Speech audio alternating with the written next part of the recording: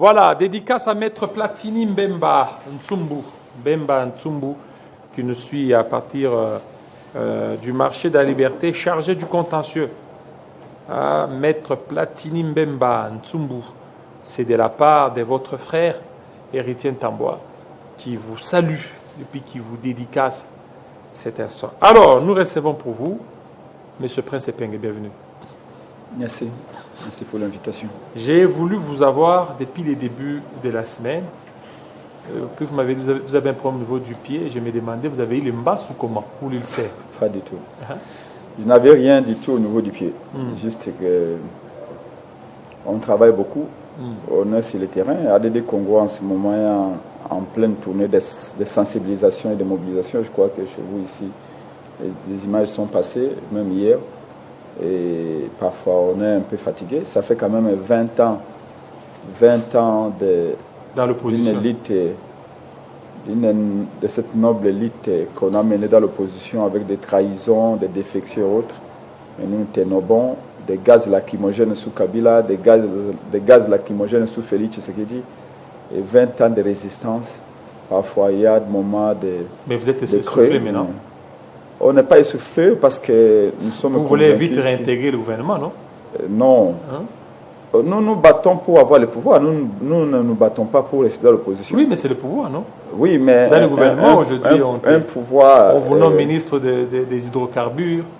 Un pouvoir où on reste libre d'appliquer cette politique, pas un pouvoir où on ne pourra pas avoir un bilan. Et nous ne voulons pas du pouvoir pour le pouvoir, mais un pouvoir pour trouver des solutions. On vous a déjà arrêté combien de fois? Ah, je ne sais plus. C'est plus d'une dizaine de fois. Depuis Kabila jusqu'à cette... Vous avez fait Makala? Non. J'ai fait Aner, j'ai fait Kanchachi, j'ai fait... Vous avez été déjà dans une prison, dans un cachot de militaires.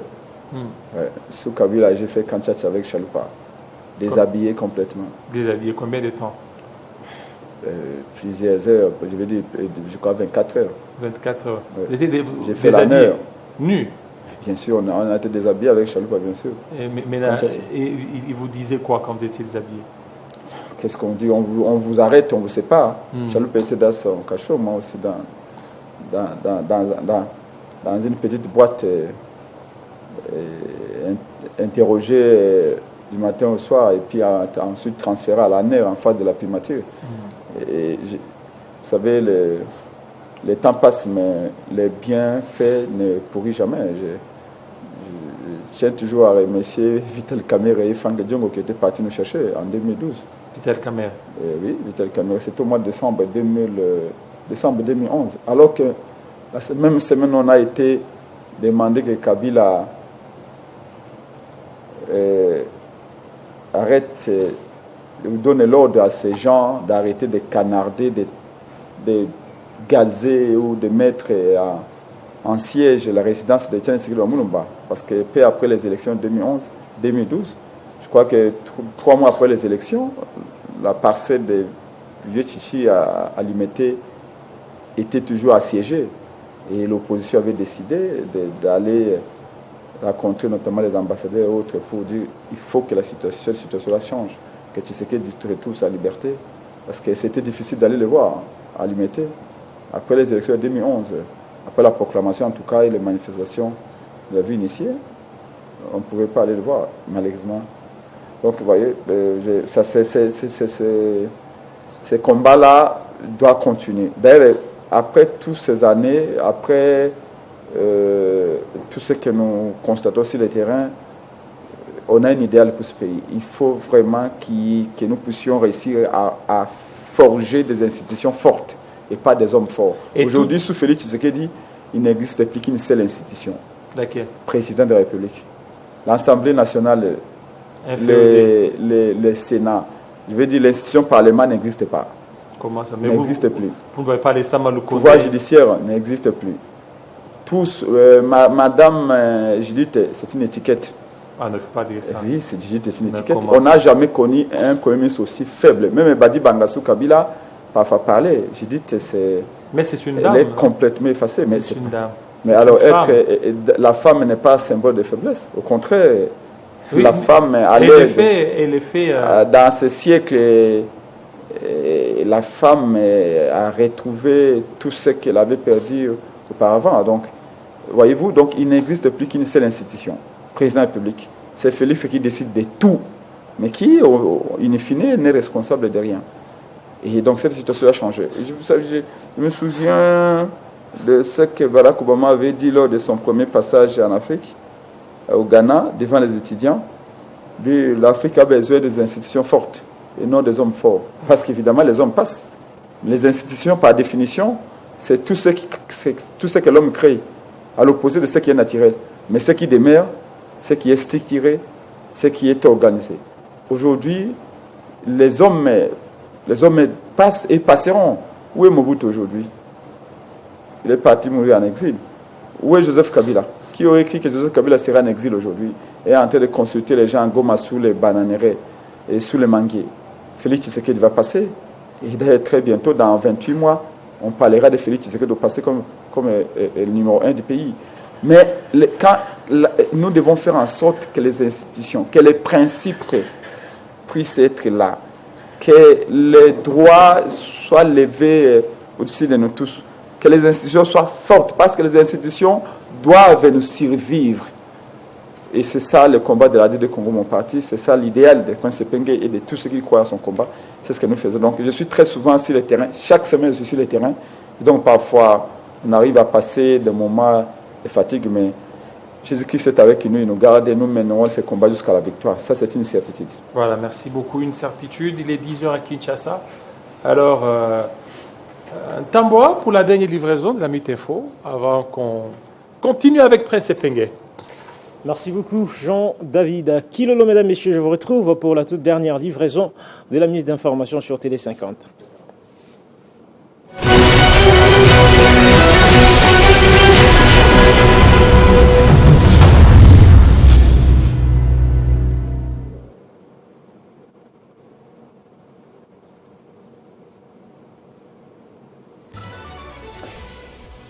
Appréciation du franc congolais et son incidence sur le pouvoir d'achat. Le chef de l'État a présidé hier mercredi une réunion des conjonctures économiques.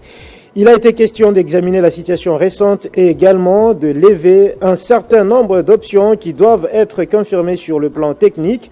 On prépare à cette réunion la première ministre, le VPM du budget et celui de l'économie nationale, le ministre des Finances, le ministre ad intérim de l'industrie ainsi que le gouverneur de la BCC.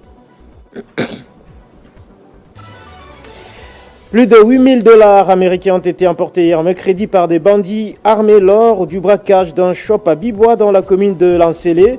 C'est le bourgmestre de cette municipalité, Franck Zola Messo, qui a confirmé l'information, précisant qu'il n'y a pas eu de pertes en vies humaines.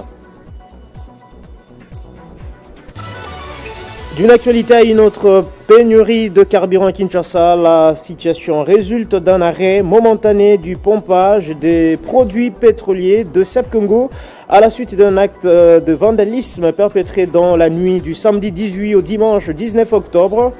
Le ministère des Hydrocarbures rassure la population que les équipes techniques de la société Sep-Congo sont déjà à pied d'œuvre.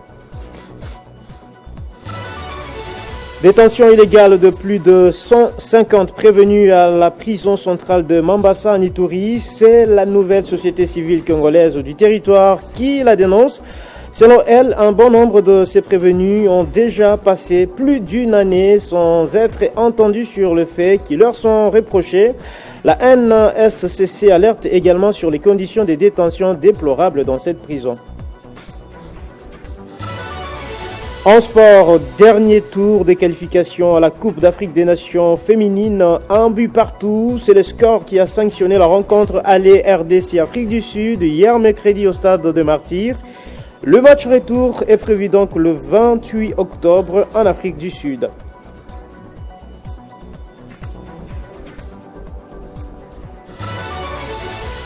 CAF Award 2025, 3 Congolais figurent parmi les nominés de la Confédération africaine de football de cette année. Il s'agit de Fiston Mayele, Noah Sadiki et Fideli Ngoy.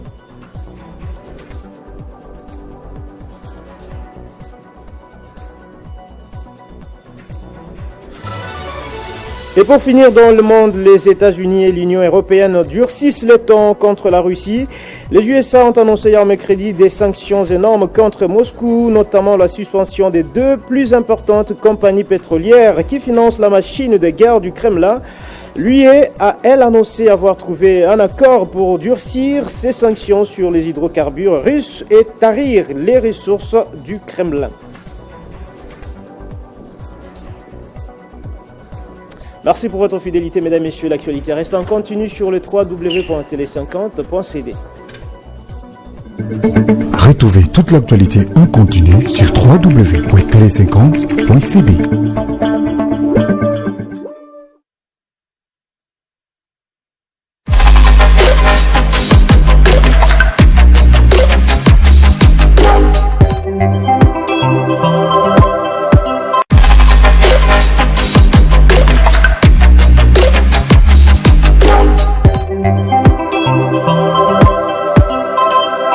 Télé 50, simplement congolais.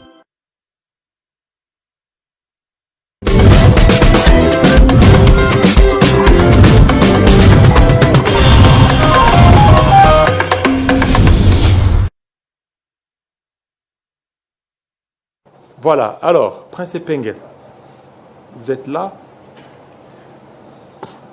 On a suivi, il y a eu des dossiers sur lesquels vous avez beaucoup plus intervenu. D'abord sur le cambriolage, avant qu'on prenne notre thématique. Pour vous, il faut qu'on puisse doter la population d'une arme pour faire face à ça. Et les gens n'ont pas été tendres envers vous, disant que vous voulez favoriser le banditisme en RDC en voulant doter les armes à la population. Prince Epenge. Donc aujourd'hui, Prince Epenge est ministre de l'Intérieur. Pour pallier à la situation de l'insécurité, Prince Epenge va doter les armes aux commerçants ainsi qu'aux cambistes. Je crois que vous aurez mieux fait de lire mon tweet qui a évidemment fait le buzz, comme vous le dites, qui a beaucoup circulé. Quand l'État démissionne, quand les populations constatent l'affaissement de l'autorité de l'État, ils doivent se prendre en charge. J'ai dit qu'il ne se passe plus une semaine, il ne se passe plus un mois sans qu'il y ait braquage. Il ne se passe plus une semaine, il ne se passe plus un mois sans qu'il y ait des morts, que les Congolais perdent des milliers de dollars, qu'il y ait des blessés suite à ce braquage. Tout se passe comme si les autorités dans ce pays sont absentes. Comme si nous étions dans une jungle. D'ailleurs, je me pose la question, si à Kinshasa, capitale, siège des institutions, capitale politique, ces cambriolages, ces braquages se passent comme ça, quelle est la situation à Beni? Quelle est la situation à Butembo? Quelle est la situation à Miabi? Quelle est la situation à Lodja ou à Bongandanga ou à Puerto? Je m'interroge. ADD Congo, nous étions en réunion hier, on s'est interrogé. Très tôt matin, la population de Biboua m'appelle. Molobela peuple, cambriolage ici. Les images à l'appui, je les ai, je vous ai même envoyé. Les populations filment. Ce n'est pas la nuit, c'est la journée, très tôt matin. Des gens en tenue militaire entrent avec des armes, prennent tout, 8000 $, je crois, enfants, et autres en dollars et en francs. Tous les téléphones, ils s'en vont avec. Si tu bouges, on tire sur toi, tu meurs. Ça, c'est à Bibois. C'est mercredi. Mais dans ce même quartier de Bibois, où j'ai une très grande base ADD Congo, où je me rends souvent, il y a 2 semaines, du côté de Plaza, à Bibois, on avait braqué également.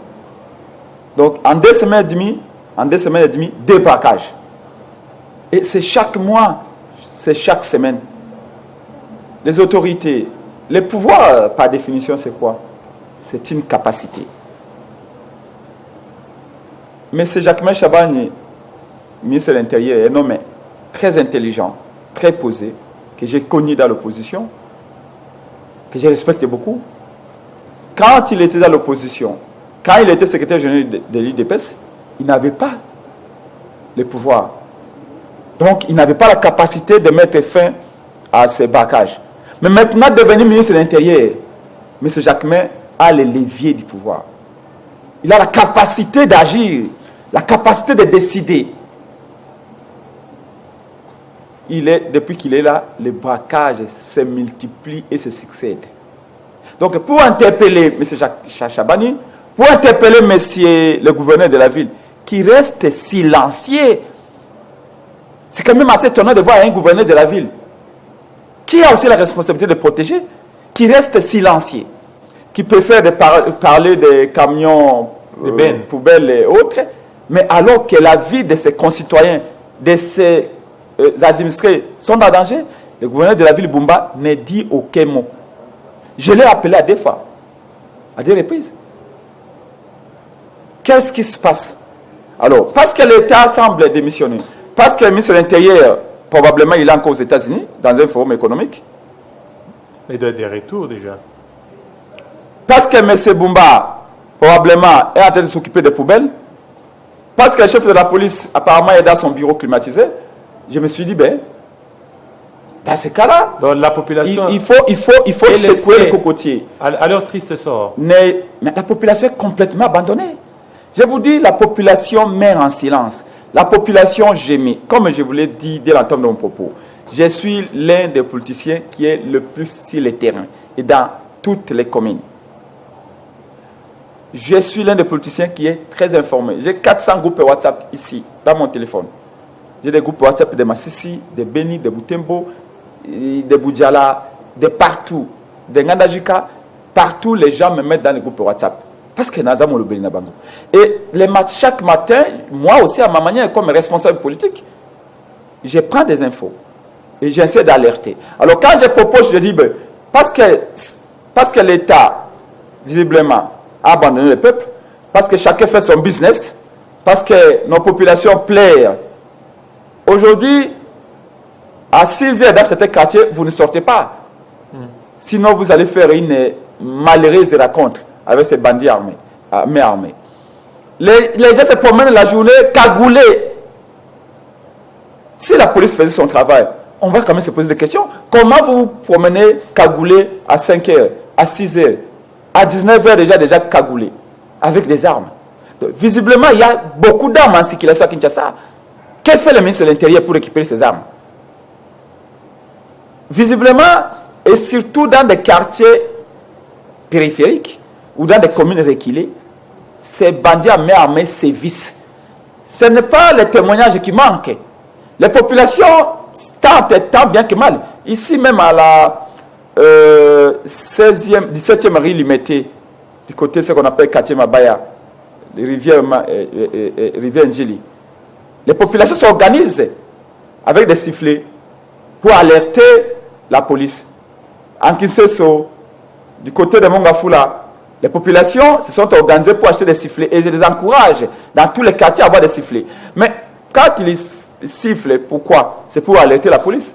Mais la police ne vient quasiment pas. Pourquoi?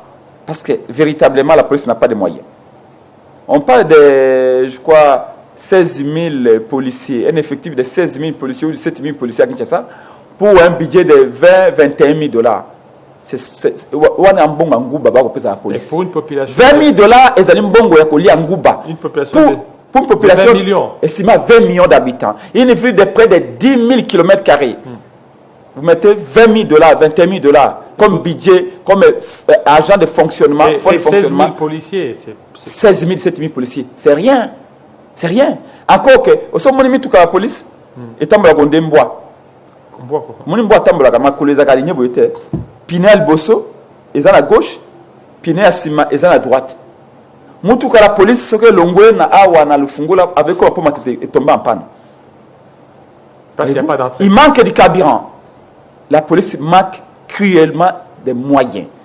Vous me parlez des ministères de l'Intérieur. Les jours où Peng arrive au ministère de l'Intérieur, je vais révolutionner les choses. Je vais commencer d'abord par changer le nom de la police. Parce que le nom de la police effraie les gens. Le nom de la police est devenu synonyme d'inquiétude, de peur, de méfiance. Il faut même changer la tenue. Parce que ça joue aussi la perception. La perception est une très mauvaise chose. Quand on vous perçoit comme un voleur, même si vous ne l'êtes pas, vous allez frayer. Voyez-vous? Vous allez poser problème. Donc, je pense que... Mais là, c'est là que vous avez proposé... C'est là que j'ai dit, ma proposition est une proposition choc. Il faut que nous ayons la capacité de nous scandaliser. J'ai dit, parce que le ministre de l'Intérieur ne joue pas son rôle, parce que le gouverneur de la ville est en train de dormir, parce que le chef de la police garde son silence, alors à ce moment-là, que l'État qui n'existe plus, l'État qui a failli à sa mission de protéger les Congolais, de protéger ses citoyens, que l'État autorise à une partie de ces citoyens-là les droits de porter des armes pour se protéger. Si vous savez, si vous étiez vous, un bandit, un cambrioleur, un braqueur, si vous savez que dans un shop à Kinshasa, dans un shop A, ces shops-là, les gens ont des armes pour se protéger, vous irez, vous oserez? Non, vous n'allez pas oser.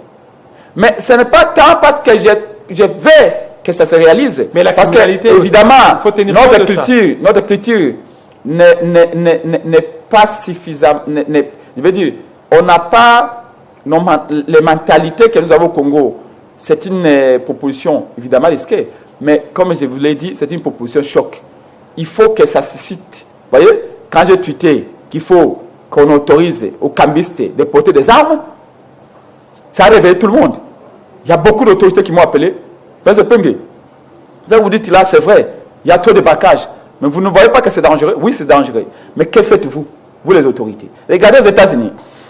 Dans certains États américains républicains, je crois que c'est le 8e amendement qui donne le droit de porter les armes aux Américains. Mais il y a trop de fusillades. Donc c'est ça le revers de la médaille. Mais les Américains sont allés un peu plus loin. Dans certains États républicains, on a dit aux gens, porter une arme crée un effet de dissuasion. C'est-à-dire que pour attaquer une maison, attaquer une boutique, vous savez que ces gens portent des armes, vous n'oserez pas. Mais il faut rendre aussi ces armes-là ostentatoires. C'est-à-dire qu'on autorise maintenant que l'arme que vous portez soit visible. Parce que vous pouvez porter une arme, mais vous la cachez. Mais là, dans certains États américains, États républicains plutôt, dirigés par les républicains, on dit qu'il faut que l'arme soit visible. Donc vous voyez que les journalistes ici en face de moi ont une arme, AK-47. Je la vois. C'est-à-dire que je vais réfléchir 1000 fois avant de vous attaquer. Ça veut dire quoi? Ils ont compris que ça peut dissuader. Donc, ce n'est pas que je crois à 100% la proposition que j'ai faite, mais c'est une façon pour moi de réveiller. Parce que tout le monde est dehors. Les braquages depuis presque 2 ans, je ne sais pas, parce qu'il n'y a pas de statistiques, mais en tout cas, c'est chaque semaine qu'on en a. Sous Jacquemain Chabani, c'est en hausse. Hein? C'est en hausse. Donc pour moi, c'est une façon de réveiller la société qui dort, de réveiller ceux qui sont censés nous protéger en disant, il y a un problème. Et j'ai réussi, j'ai atteint mon objectif par ma proposition d'armer les cambistes, d'armer les commerçants. Les alimentations ferment maintenant avant l'heure. Il y a 18h. À 20h, certaines alimentations ferment. Vous allez à Biboye ailleurs, les cambistes, 19h déjà, ils ferment. Est-ce que vous pouvez imaginer les marques à gagner pour ces gens-là qui, en retour, doivent payer les impôts? Pourquoi nous reconnaissons le pouvoir à l'État? Les monopoles de la violence légitime. Nous avons cédé de notre liberté à l'État pour que l'État nous protège. Mais si l'État n'arrive pas à nous protéger, c'est compliqué. C'est que l'État devient illégitime. Alors nous avons le droit de nous protéger nous-mêmes. Mais ici, il ne s'agit pas de créer une forme d'anarchisme, non. Mais il s'agit d'interpeller, de réveiller les consciences, de choquer. C'est un électrochoc en réalité dans ma proposition d'armer les cambistes. Maintenant, aux responsables que j'ai réussi à réveiller, j'espère qu'ils ne vont plus entrer dans cette forme dans une forme de libération, qui se réveille, qui protège les Quinois, qui protège les commerçants, parce que ces gens-là paient des taxes Ces gens paient des impôts et en retour, tout ce que l'État leur donne, c'est de les exposer à des coups de balle. Parce que ces gens-là qui viennent braquer, ils ne blaguent pas. Vous osez, ils tirent sur vous.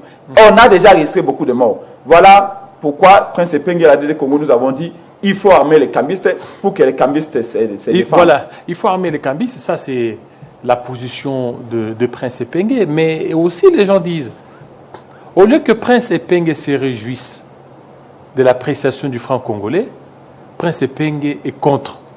Alors qu'il en va beaucoup plus de son avantage. Il faut que les choses puissent baisser.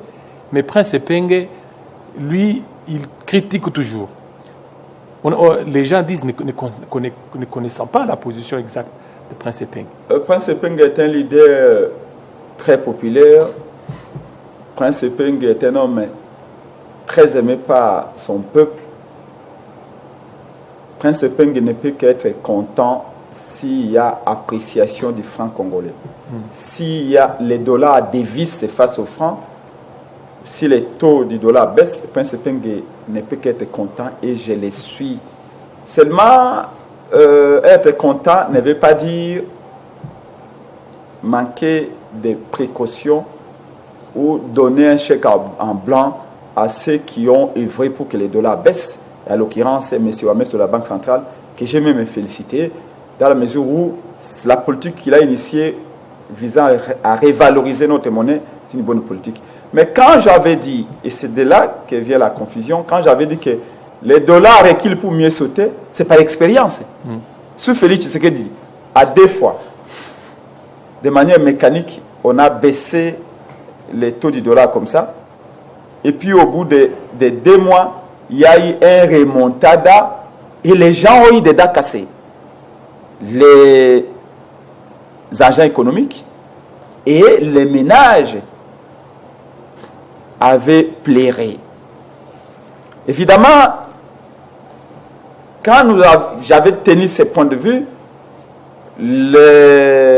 la Banque centrale ou le gouverneur de la banque a mené des politiques monétaires basées sur la discrétion.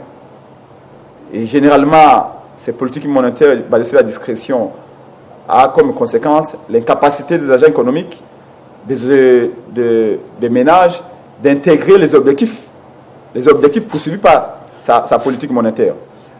Maintenant, cette politique monétaire n'empêche qu'elle produit des effets. C'est que le dollar a baissé, mais à un moment donné, les prix ne suivaient pas. Les prix des biens et services sont restés toujours en hausse. Mais maintenant que les prix commencent à baisser, nous ne pouvons qu'apprécier. La question est, pour combien de temps? Les prix commencent à baisser? Vous avez fait le constat? Certains prix commencent à baisser, ça c'est la vérité. Je ne vais pas nier. C'est encore là où je vous dis... Dès lors que vous aviez, au début, 78 000 francs pour un sac de riz. 78 000 francs. Équivalent à 27 $. Aujourd'hui, vous avez ce même sac, 56, voire 54 000 francs, équivalent de 28 $. En quoi ça baisse? Non, là vous prenez une unité. Non, j'ai dit prenez tout ce que vous pouvez prendre, vous allez vous rendre compte qu'à l'époque, ça avait la même valeur en dollars, et aujourd'hui, c'est la même valeur. Vous allez voir que rien n'a baissé. Vous avez trouvé? C'est comme ça que je vous dis que les bémols que j'avais mis, j'avais dit, les taux du dollar baissent, c'est une bonne chose, mais les prix doivent baisser proportionnellement. Si les dollars baissent de 10, les prix doivent également baisser de 10.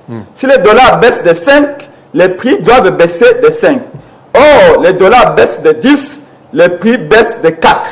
Donc, ce n'est pas encore suffisant. C'est là où je fais appel au ministère de l'économie d'aller faire en sorte que les opérateurs économiques baissent les prix. Mais en réalité... Est-ce que vous avez fait d'abord le constat?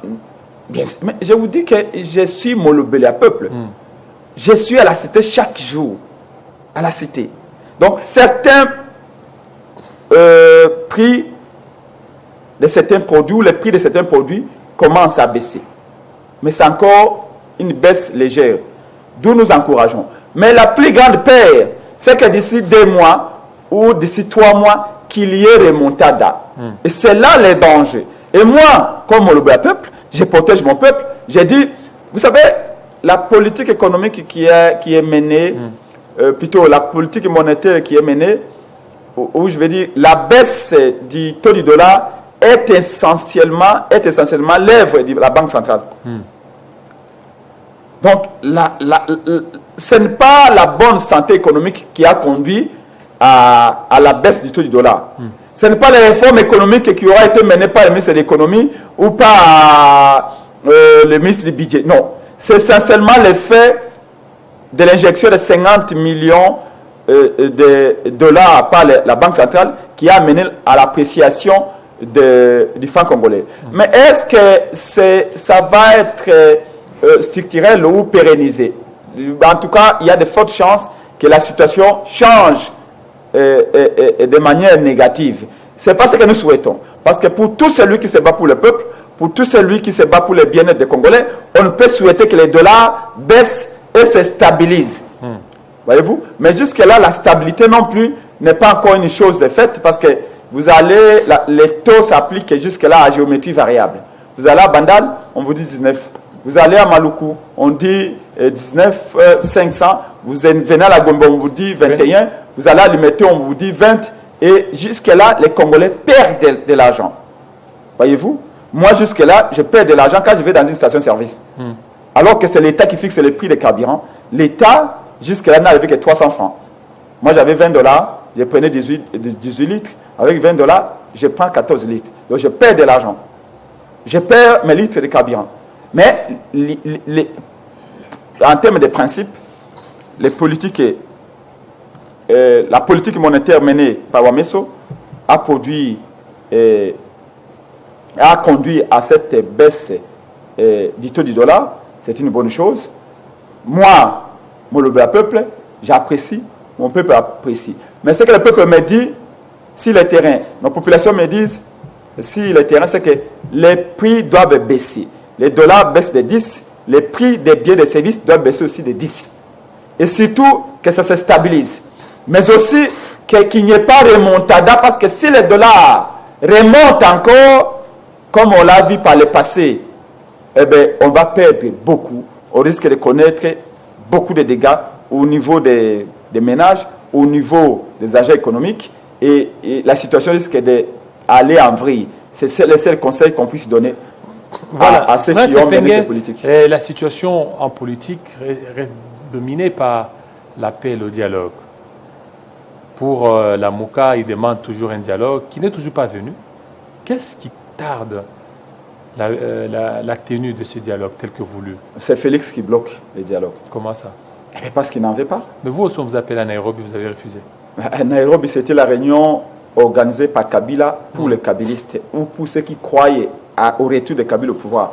Moi, je n'ai jamais crié au kabylisme, je n'ai jamais crié à la vision de Kabila.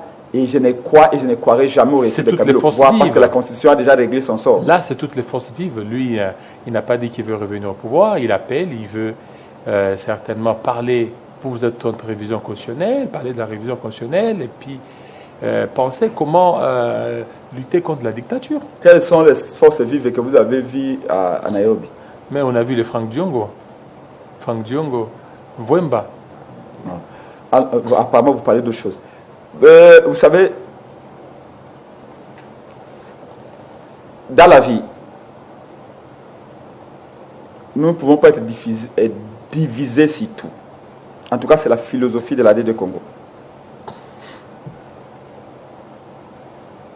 Dans la vie, nous considérons, nous, qui sommes des sociodémocrates à l'AD de Congo, qu'il faut prendre à gauche, il faut prendre aussi à droite. Faire le melting pot. Parce que la diversité, même en termes d'idées, est une force énorme.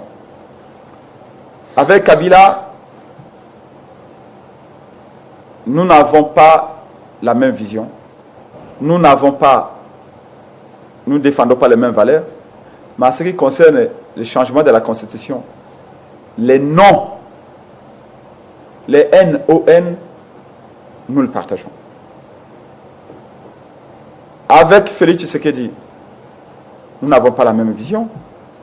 Mais en ce qui concerne l'intégrité du territoire congolais, en ce qui concerne la nécessité de mettre fin à cette guerre, nous partageons cet idéal-là.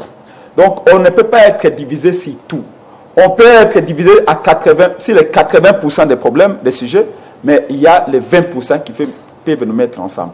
Ce qui s'est passé à Nairobi, ces gens ont le droit de se réunir, d'échanger, de discuter avec qui ils veulent. C'est comme ça que nous, de la Mouka et de la de Congo, nous avions souhaité bonne chance à ceux qui étaient partis à Nairobi.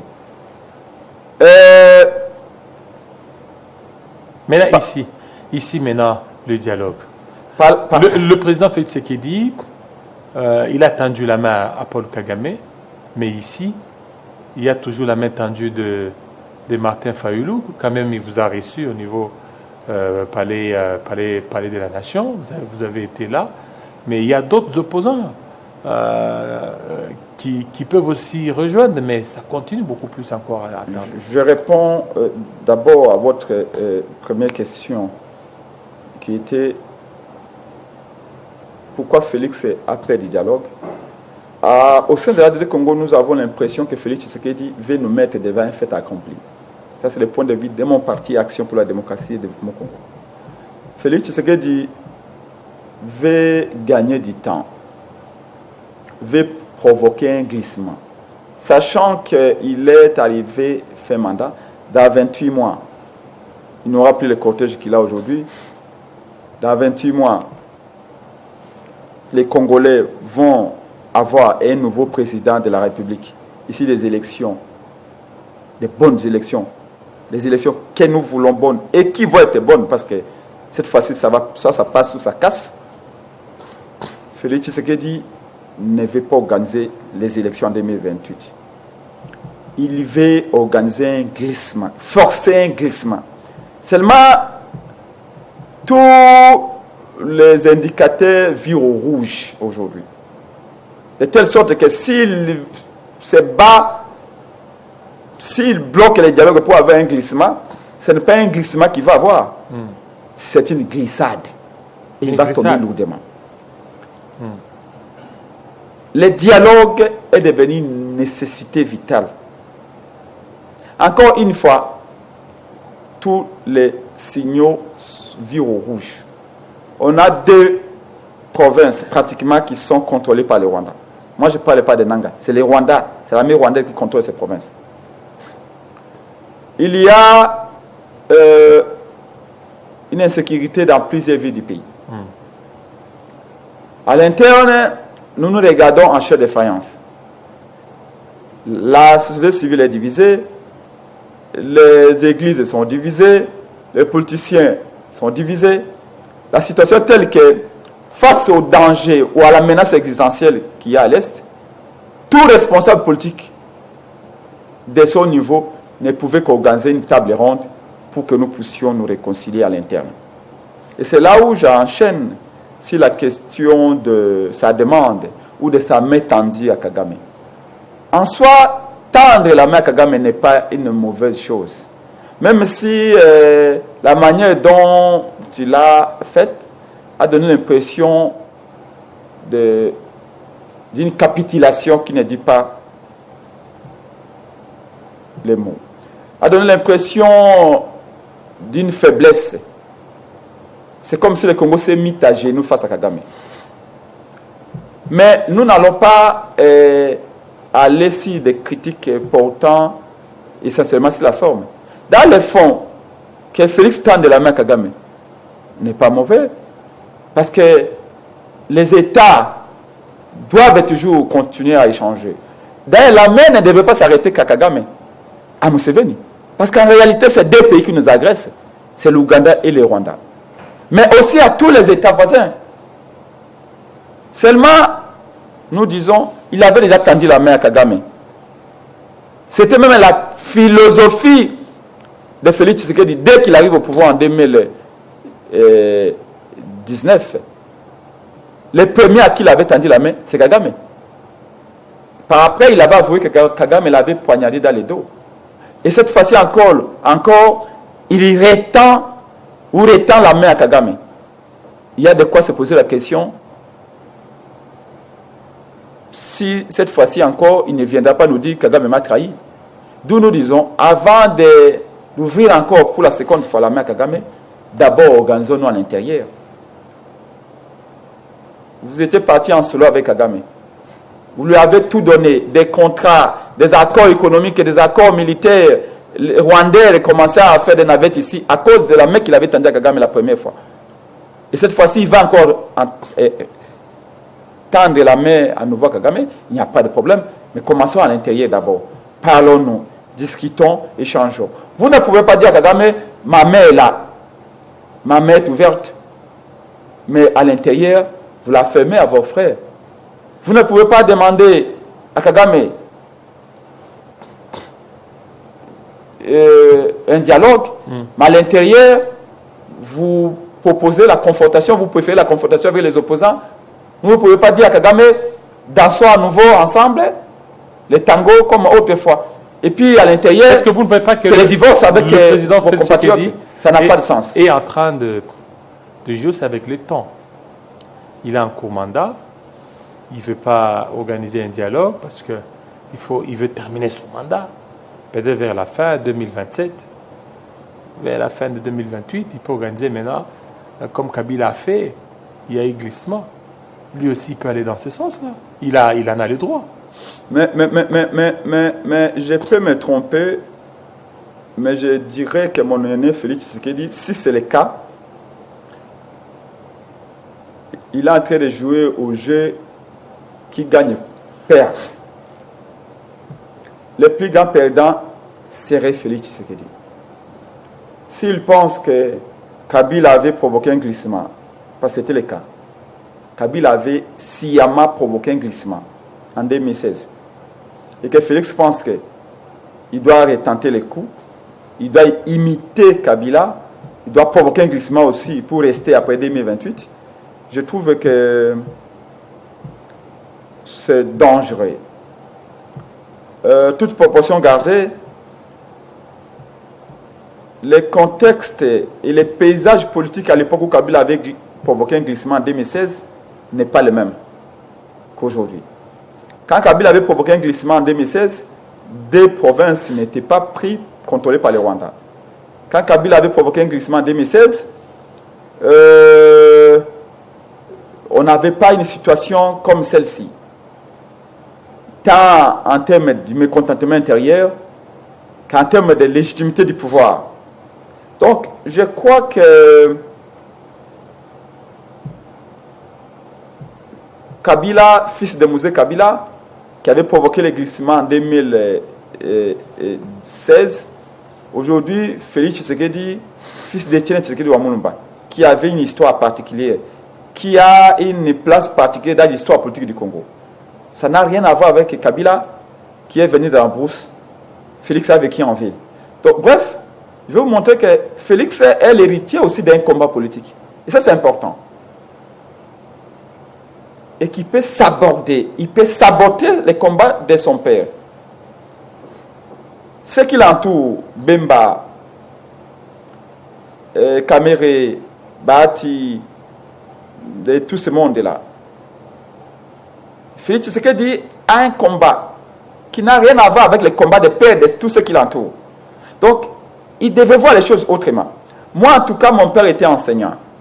Je me soucierais plus de garder l'image que les gens de mon père. Chez nous, Sankourou, mon père était enseignant, très considéré, qui enseignait même le Franck Diongo. Et vous allez dans mon village, vous allez dans mon territoire, les gens ont une image assez bonne de mon père. Donc, moi, Epenge, je lutte pour perpétuer cette image. J'ai fait tout pour que je ne puisse pas donner une autre image de mon père. Il ne faut pas que les gens disent, ah, c'est le fils d'eux. À cause de moi, l'image de mon père peut être éternelle. Voyez-vous, parce que, vous savez, il y a un passage de la Bible qui dit que l'homme ne vit pas que du pain. Il n'y a pas que l'argent dans la vie. Il n'y a pas que le tapis rouge dans la vie. Encore que tout ceci n'est qu'éphémère, n'est que passager. Il y a aussi cette image-là qu'il faut laisser. Qu'il faut perpétuer, voulais-je dire. Etienne Tshisekedi Wamulumba son combat est salué et dans l'opposition, et dans ceux qui sont au pouvoir, et par ceux qui sont au pouvoir. Donc, Félix Tshisekedi a aussi, quand même, ces combats-là qu'il faut qu'il mène. C'est-à-dire, tous ceux qui sont autour de lui là, Félix, à la présidence, tous ceux qui sont autour de ceux qui sont au gouvernement, qui est celui qui a hérité d'un combat comme Félix Tshisekedi, qu'il doit protéger. Alors, et c'est là où c'est un conseil personnel que tu lui donnes. Nous n'irons pas parce qu'il y a des gens qui lui disent les dialogues consistent à te pousser à démissionner. Non, je vais le dire, moi, Dédé Congo, je ne vais pas au dialogue pour pousser Félix à démissionner. Parce que si Félix démissionne dans ces conditions, ici en 2025, ça va être un véritable merdier. Ça va partir en cacahuète. Dans ce contexte ici. Ça va être un véritable cafénaum. Donc il ne peut pas démissionner. Dans ce contexte ici, en 2026 ou 2025, dans ce contexte ici, on ne peut pas parler de la démission de Félix. Sinon, Kagame arrive à Kinshasa le même jour. Par contre, nous devons profiter de ce 2025 pour organiser un dialogue, mettre fin à la guerre, faire sortir Kagame, de pas l'unité qu'on va avoir à l'intérieur. Comment le faire sortir? Mais pas l'unité qu'on aura à l'intérieur. Vous êtes chrétien. Mais il ne s'agit pas de la chrétienté ici, il ne s'agit pas de la religion. Mais c'est une image qu'il donne. Une nation divisée à son sein ne gagne pas ne peut pas résister face aux attaques de l'ennemi. Kagame se réjouit de nos divisions internes. Tant qu'on n'est pas unis à l'interne, on ne peut pas. Peut-être que parmi nous, il y en a qui se réjouissent quand les territoires sont pris. Peut-être que parmi nous, il y en a qui se réjouissent quand les rebelles avancent. Ou quand l'armée rwandaise bloque nos concitoyens à Goma, bloque nos concitoyens à Bukavu. Donc, il faut enlever cette affaire-là. Il faut que les venin intérieurs alors pour terminer, puissent trouver un antidote, voilà, pas les dialogues. Pour terminer. Et je termine, excusez-moi, j'ai dit, c'est important que les dialogues viennent pour créer l'unité, mettre en commun nos énergies, fédérer nos forces, regarder la même direction. Mais les dialogues, après la paix qu'on aura retrouvée vite, les dialogues doivent aborder la question des réformes électorales. Et ceci doit se faire en 2025 pour que nous puissions avoir une nouvelle CENI, de nouveaux animateurs de la CENI, parce que 2023-28 arrive à grands pas. Nous ne pouvons pas, je n'arrive même pas à imaginer qu'est-ce qui va se passer s'il n'y a pas d'élection en 2028. Dans ce contexte ici. Et c'est là où je donne un conseil à mon ami Félix Tshisekedi. Koyoka biyoka yoka ya entourage naote. Moi, je serai à sa place. Le premier objectif, c'est que l'IDP s'est battu pour dire non au glissement sous Kabila. Nous étions avec eux. Il y a eu des milliers de morts parce que nous avions dit non au glissement. Et aujourd'hui, cette même IDPS va devenir le monteur qui promouvoit le glissement. Quelle contradiction! L'IDPS passera devant les tribunaux de l'histoire et il sera condamné pour aller en enfer. Voilà pourquoi il est important qu'aujourd'hui, les dialogues se tiennent pour ces deux raisons. Mettre fin à la guerre, faire des réformes électorales, parce qu'en 2028, la Mouka et ADD Congo, nous ne sommes pas pour un glissement, nous sommes pour des élections. Les Congolais ont le droit d'avoir un nouveau président en 2028. Soit ça passe, soit ça casse. Alors, pourquoi ici en interne, ils n'arrivent pas à dialoguer avec vous? Est-ce que c'est parce que vous êtes faible? Vous n'avez pas porté les armes? Oui. Vous et peut-être Kabound. Alors qu'au même moment, il y a des négociations au niveau de Doha. Quand vous me regardez droit dans les yeux, est-ce que moi, Prince Epenge Makoko, je n'ai pas le courage de porter des armes? Ou d'aller au front? Ou de mener une rébellion? Vous croyez que ceux qui le font sont plus courageux que moi? Dans cette ville ici, Kinshasa a été transformé en champ de bataille, en champ de guerre par Kabila. José Makila, mon grand frère qui m'écoute d'où il est en exil, peut témoigner. Ici à Kinshasa, l'armée de Kabila nous a encerclés pendant 6 heures en 2015, quand nous avions dit non à l'ONIP, au recensement. Recensement à Matongé. avec la loi de Bochab. du côté de l'école de navigation.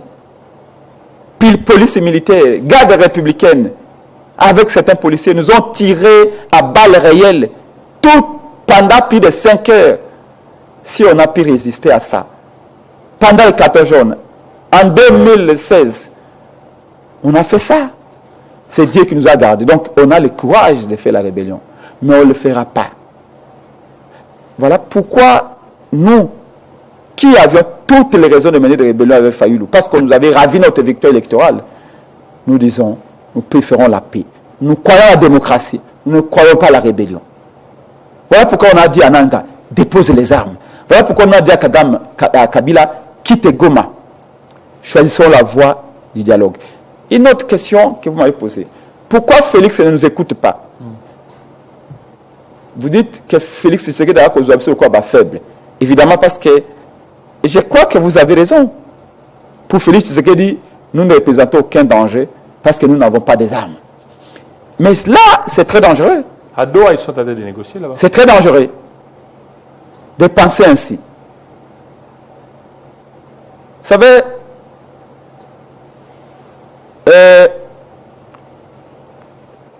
l'homme est un être humain. Si vous lisez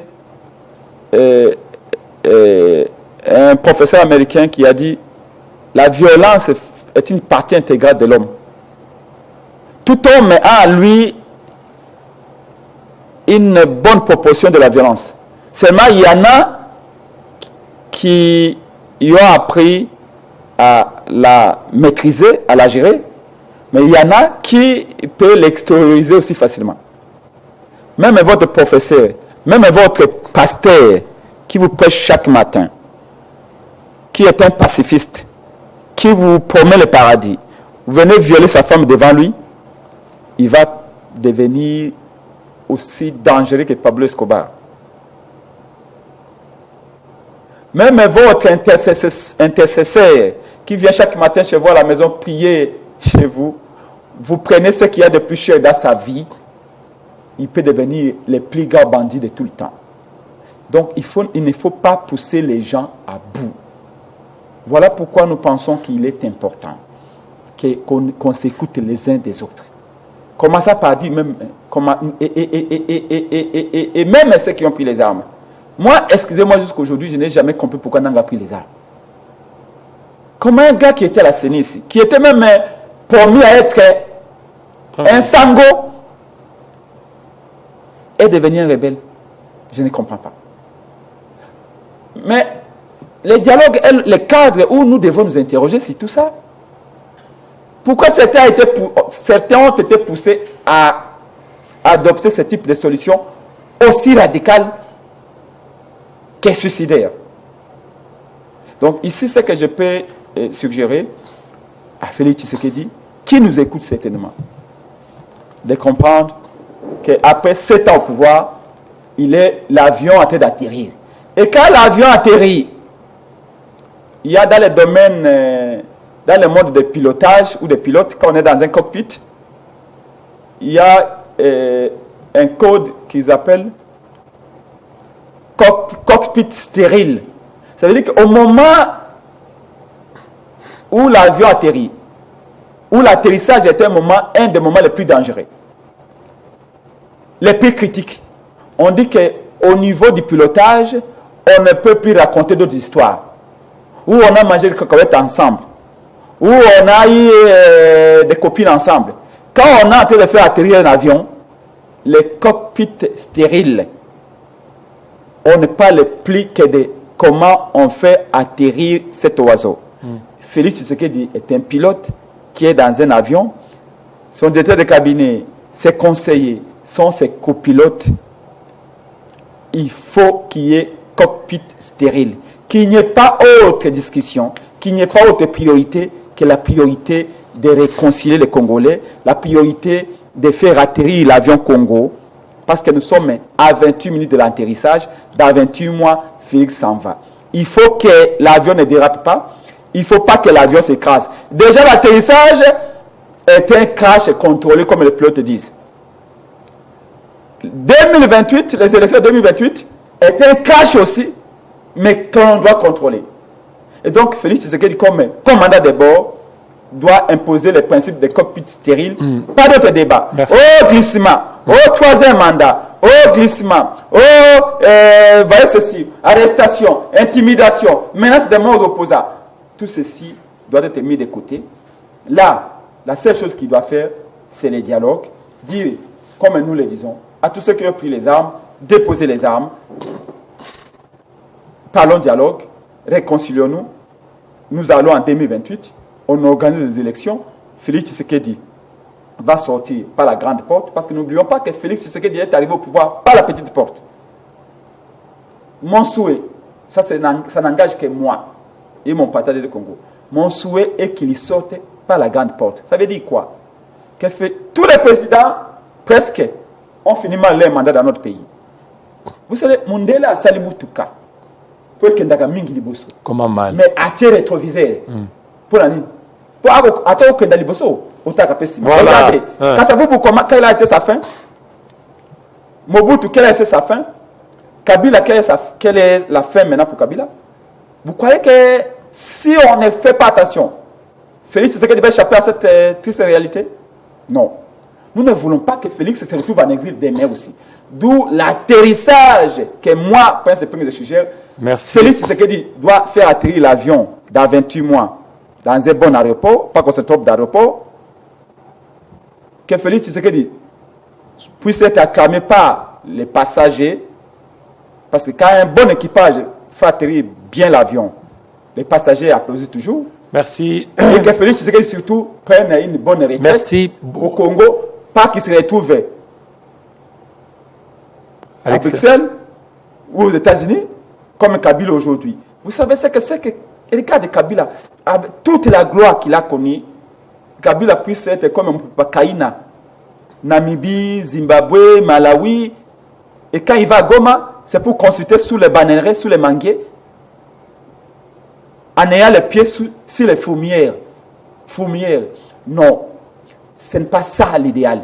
Voilà, merci. Moi, depuis 20 ans. Ça va, pas pour devenir ministre, pour devenir président de ce pays. Merci beaucoup. Et moi, j'aimerais aussi que demain, quand je serai président de ce pays, que les choses se pensent telles que je les pense. Merci beaucoup. Voilà, c'est Kadidou Congo suggère. Voilà, merci. Dialogue maintenant, pas demain. J'ai dit bien maintenant. D'accord, merci. Merci à vous, Prince Epenge. Merci à vous, fidèles téléspectateurs. Vous nous avez suivis depuis le matin, depuis 7 heures. Il est 10h, 11h moins. Ça n'est fini. Tout à l'heure, ça sera les informations en langue nationale. À 13h, la grande édition de Jennifer Moussobola. Et ça n'est fini. Vous l'oubliez, on a une messe au niveau de l'AMCA aujourd'hui. Messe de quoi? Vous savez qu'on avait perdu les cerveaux d'État, l'intelligence dans sa définition. Qui? La plus noble, J.C. Moualimo, Jean-Claude Moualimo, qui fit les directeurs de cabinet du président Martin Fayulu. Donc, tous les enfants de la Mouka sont appelés à la paroisse de Matongila, en face de la commune de Kalamo, la paroisse catholique qui est là. Saint-Joseph. Donc, aujourd'hui, à 17h, tous les enfants de la Mouka, tous les membres de la DD Congo, SID, Abako, tous les partis de la Mouka, sont plus de 24 partis au niveau de la Mouka. Nous sommes tous conviés aujourd'hui, c'est jeudi, non? Jeudi. À Matongila, à 17h. Le président est véritablement élu, Martin Fayulu lui-même sera là. Et qui n'a jamais prêté serment. Qui a été écarté du pouvoir. Merci beaucoup, fidèles téléspectateurs. Tous à Matongé aujourd'hui, voilà. à 17h, pour rendre hommage à J.C. Moualimo qui nous a quittés depuis une année, un combattant, un homme intègre qui s'est battu pour son pays. Et la lutte continue. Nous allons merci beaucoup. Aujourd'hui, 23 octobre 2025. On n'a pas d'anniversaire, hein, malheureusement. Mais ceux qui fêtent leur anniversaire, quand même, on n'a pas été informés. Joyeux anniversaire à vous. Alors, ça n'est fini. Restez branchés sur Télé 50. À très bientôt.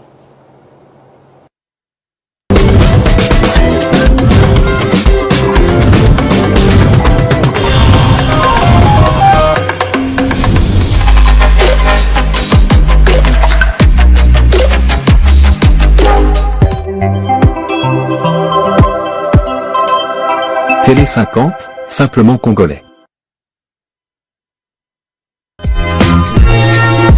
Sur la toile à mode relais.